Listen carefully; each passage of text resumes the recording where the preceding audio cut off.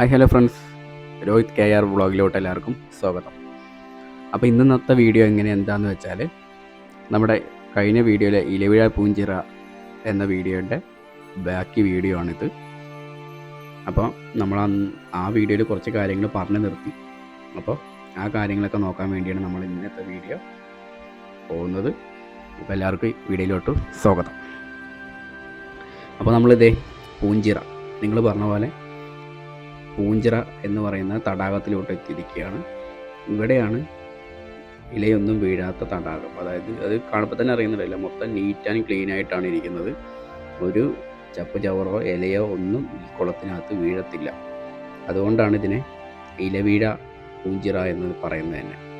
ഇങ്ങനെയാണ് ഈ ഒരു സ്ഥലത്തിന് ഇലവീഴ പൂഞ്ചിറ എന്ന് പേര് വന്നെന്നാണ് പറയുന്നത്. അപ്പോൾ നമ്മളൊന്ന് ഇലയും കാര്യങ്ങളൊക്കെ ഒന്ന് ഇട്ട് നോക്കി, ഒന്ന് ടെസ്റ്റ് ചെയ്ത് നോക്കി.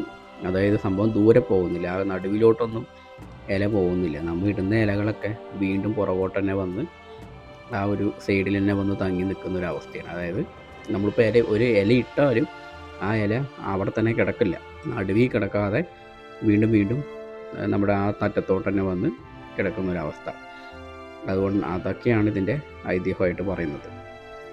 അതുകൊണ്ടാണ് ഇതിന് ഇലയൊന്നും വീഴില്ല എന്ന് പറയുന്നത്. സംഭവം നല്ല ക്ലീനാട്ടോ, ആ ഒരു വെള്ളം ഫുള്ളും. പിന്നെ ഒരു പ്രത്യേകതയുണ്ട്, ഇത് ശുദ്ധജല തടാകം കൂടിയാണ് ഇതിന് പറയുന്നത്. ഭയങ്കര ശുദ്ധമായ ജലവും കൂടിയാണ് അത്ര ഇതിനകത്ത് ഉള്ളത്, അങ്ങനെയും പറയുന്നുണ്ട്.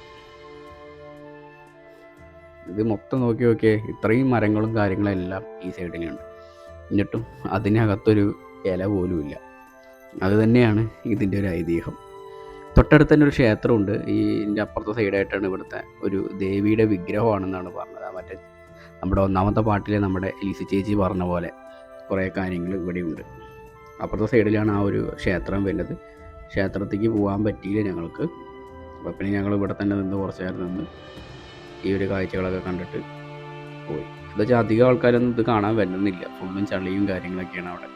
പിന്നെ അവിടെ തൊട്ടടുത്ത് തന്നെ ഒരു വീടുണ്ട്. ഒരു വീടിനെ ഈ ഒരു സ്ഥലത്ത് നിർത്തിയ ശേഷം, കാറ് ഇവിടെ നിർത്തിയ ശേഷം ഈ വീടിൻ്റെ ഈ സൈഡിൽ കൂടെയാണ് നമുക്ക് ഈ പൂഞ്ചിറ എന്ന് പറയുന്ന തടാകം കാണാൻ പോകാൻ പറ്റുക. അപ്പോൾ ഞങ്ങൾ അവിടെ നിന്നൊരു നാരങ്ങ സോഡയൊക്കെ കുടിച്ചു. അത് കഴിഞ്ഞിട്ട് ഇങ്ങനെ ഇവിടെ ഒരു അരുവിയുണ്ട്, അപ്പോൾ അതൊക്കെ ഒന്ന് കണ്ടുകൊണ്ടിരുന്നു.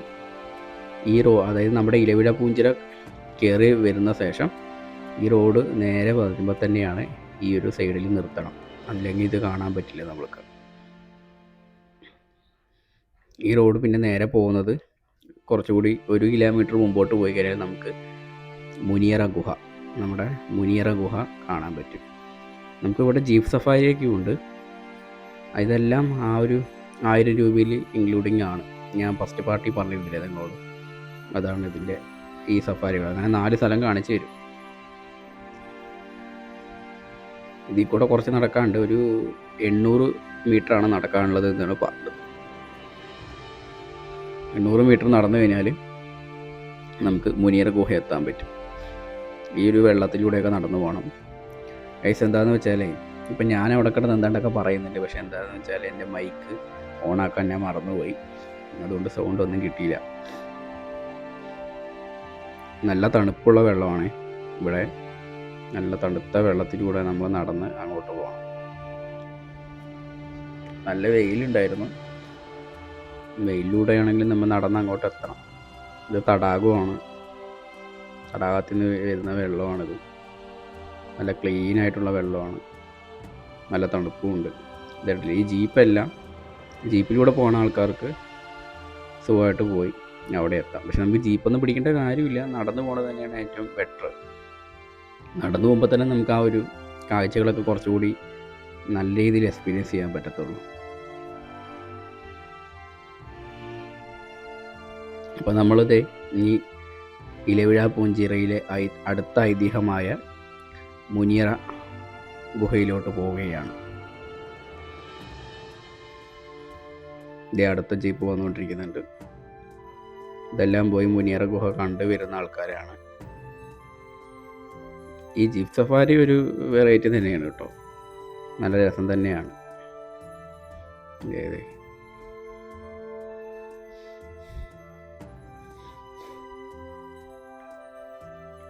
അപ്പം അങ്ങനെ നമ്മൾ നമ്മുടെ യാത്ര തുടർന്നു.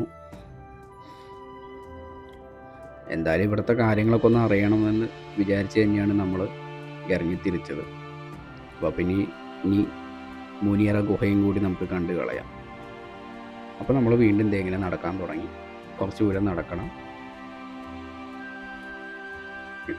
ഈ മുനിയറ ഗുഹയുടെ ഐതിഹ്യം എന്ന് പറയുന്നത് പണ്ട് മുനി താമസിച്ചിരുന്നു എന്നാണ് പറയുന്നത്. പക്ഷേ ഏത് മുനിയാണ് താമസിച്ചിരുന്നത് അങ്ങനത്തെ കാര്യങ്ങളൊന്നും നമുക്കറിയില്ല. നമുക്കെന്തായാലും ഒന്ന് പോയി നോക്കിയിട്ട് വരാം. അതേ നമുക്കിപ്പോൾ പറ്റത്തുള്ളൂ. കുറച്ചുകൂടി നടക്കണം. ഇതേ മുനിയറ ഗുഹ എത്തി. കുറച്ചധികം നടന്നിട്ടാട്ടോ എത്തിയത്. ഇവിടെ ഇങ്ങനെ എഴുതി വെച്ചിട്ടുണ്ടാവും, ഒരു ചെറിയൊരു വഴിയാണ്, ഇടുങ്ങിയ വഴിയാണ്, പെട്ടെന്ന് നോക്കി വന്നില്ലെങ്കിൽ എനിക്ക് കാണാൻ പറ്റത്തില്ല.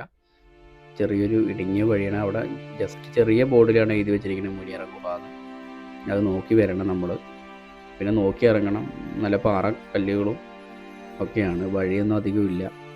ഇതിൻ്റെ തൊട്ട് മുമ്പോട്ട് പോയി കഴിഞ്ഞാൽ നമുക്ക് മറ്റേ ഡാമിൻ്റെ, മലങ്കര ഡാമിൻ്റെ വ്യൂ പോയിൻ്റ് കാണാൻ പറ്റുന്നുണ്ട്. അതും കൂടി ഇവിടെ കിട്ടും. ആ ഒരു വ്യൂ പോയിൻറ്റും കൂടി കിട്ടുന്ന ഒരു സ്ഥലം കൂടിയാണ്. അപ്പം നമ്മളത് ഇങ്ങനെ താഴത്തോട്ട് ഇറങ്ങിക്കൊണ്ടിരിക്കുകയാണ്.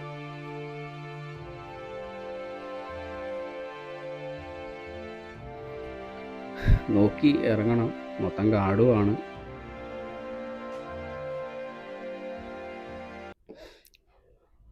വെള്ളമൊക്കെ വേണ്ടവർ വെള്ളം കുപ്പിയൊക്കെ കൈ പിടിച്ചോ. അത്യാവശ്യം കുറച്ച് ഇറങ്ങാനുണ്ട്. ഫുള്ളും മുളയാണ്, മുളക്കാടുകളാണ് ഇത് ഫുള്ളും. നമ്മൾ എത്താറായി. ഈ ഒരു സൈഡിലാണ് മുനിയറ ഗുഹ വരുന്നത്. ഇതിൻ്റെ അടിവശത്താണ് വരുന്നത്. പെട്ടെന്ന് നമുക്ക് തിരിച്ചറിയില്ല. ആദ്യം നമ്മളത് കാണാതെ പോയിക്കൊണ്ടിരിക്കുകയാണ്. മുനിയറ ഗുഹ ഇവിടെയാണെന്ന് അറിയാതെ എവിടെയൊക്കെ തപ്പിക്കൊണ്ടിരിക്കുന്നുണ്ട്. പക്ഷേ ഇവിടെ എത്തിക്കഴിഞ്ഞു നമ്മൾ. ഗുഹ നമുക്ക് പെട്ടെന്ന് തിരിച്ചറിയാൻ കഴിയില്ല. അവിടെ നിന്ന് നമ്മൾ റിട്ടേൺ ഇങ്ങോട്ട് നോക്കുമ്പോഴാണ് ഗുഹ കാണുന്നത്. ഇവിടെ നിന്ന് പിന്നെ വഴി അവസാനിക്കും. പെട്ടെന്ന് ഗുഹ ഐഡൻറ്റിഫൈ ചെയ്യാൻ പറ്റത്തില്ല. വഴി അറിയാതെ തിരിഞ്ഞുകൊണ്ട് നിൽക്കുന്നതാണ് ഇപ്പോൾ ഈ കാണുന്നത് നിങ്ങൾ. ശരിക്കും അങ്ങോട്ടൊന്നും പോകണ്ട. ഈ ഇപ്പുറത്തെ സൈഡാണ് ഗുഹ. നമ്മൾ ഇറങ്ങി വന്നതിൻ്റെ വലത് സൈഡിലാണ് ഗുഹ വരുന്നത്. ഇതാണ് നമ്മുടെ മുനിയറ ഗുഹ. അകത്തോട്ട് പോകാൻ പറ്റും. മൊത്തം വെള്ളമുണ്ട് ഇതിനകത്ത്. സംഭവം ഇതിനകത്തൊരു പാറയ്ക്കകത്ത് നിന്ന് മൊത്തം എപ്പോഴും വെള്ളം വീണുകൊണ്ടേയിരിക്കുന്നതാണ് പറയണത്. വേനൽക്കാലത്താണെങ്കിലും ഇവിടെ വെള്ളം ഉണ്ടാവുമെന്നാണ് ഇവിടുത്തെ നാട്ടുകാർ പറഞ്ഞത്. ഇതിനകത്ത് എപ്പോഴും വെള്ളം വീണുകൊണ്ടേയിരിക്കുമെന്ന്. അതും ശുദ്ധജലമാണെന്നാണ് പറയുന്നത്. പിന്നെ ഒന്നാമത് പാറയിൽ നിന്നൊക്കെ വരുന്ന വെള്ളം ശുദ്ധജലം തന്നെ ആയിരിക്കുമല്ലോ. കുറച്ചങ്ങോട്ട് നടക്കുന്നു പോകാനുണ്ട്.